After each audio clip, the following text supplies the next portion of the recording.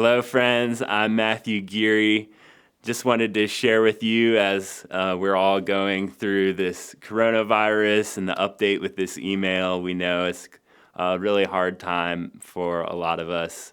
Wanted to share a story and then a few thoughts from Scripture.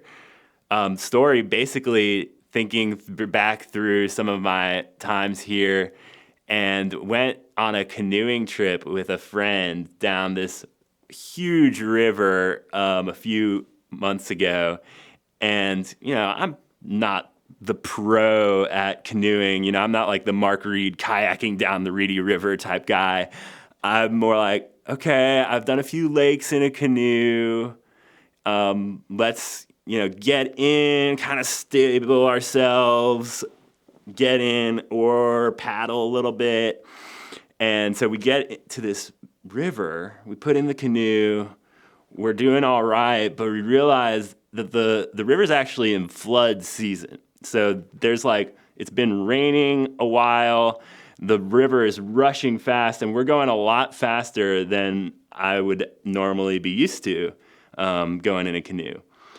But you can't really tell that when you're in there until we were trying to do a few maneuvers to get around some rocks and limbs and tree limbs and such. And when we tried to maneuver, whenever we put the oar in the river, instead of like a nice slow turn, we would just automatically start rotating like 360 degrees. So we would go down the river, start paddling, and it would just be this constant rotation as we go down the river.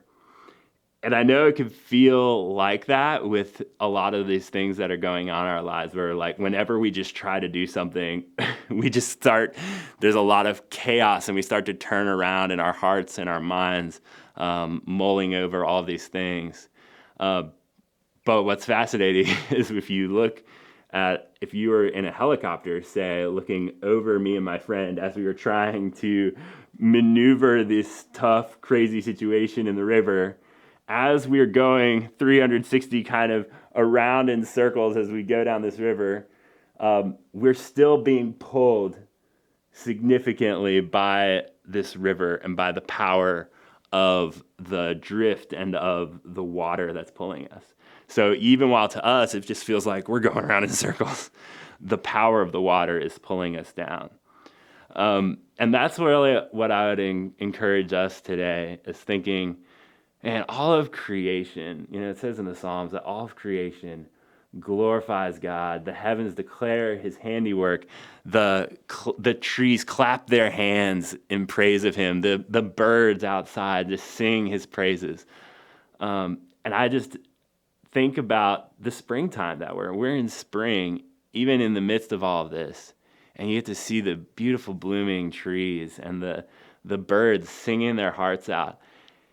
And just being reminded that even though it feels like worshiping God is really tough and kind of going against the flow of everything that's going on in our lives, that worshiping God is actually going with the flow of the entire created universe.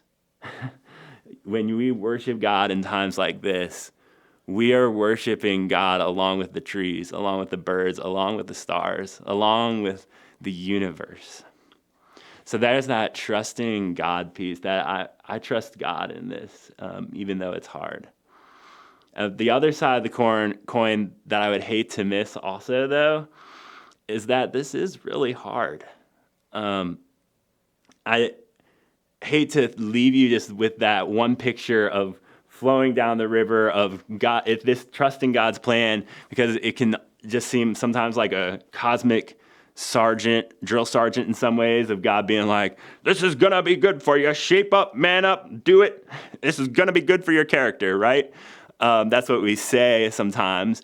But that's only just one side of the coin. And I'd hate to leave you all without leaving this picture of one other side of the coin where it's God who grieves.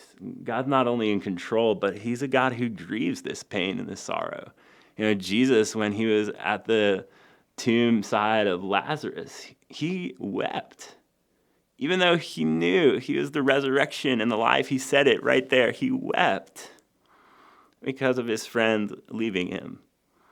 And you may think, okay, that's Jesus' human nature, right? Jesus' human nature, divine nature. But also like God back in Genesis 6, when he was about to wipe the world with a flood, huge judgment time.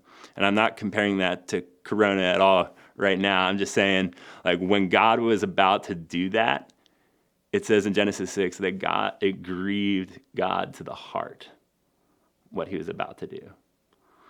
And so I think as we face these times, we need to remember that God has a plan, but we also need to remember that this grieves God. And it's sad for God to see all of this that we have to go through, even though it's part of his loving plan. So that gives me comfort and hope that when we meet again together in new heavens and new earth, that when God wipes away our tears, wipes away every tear from our eyes, it's not going to be like told you so. Everything's right. It's just what I said. It's going to be great. It's more like God's going to wipe away our tear and say, I know. I was crying too. I was with you in that.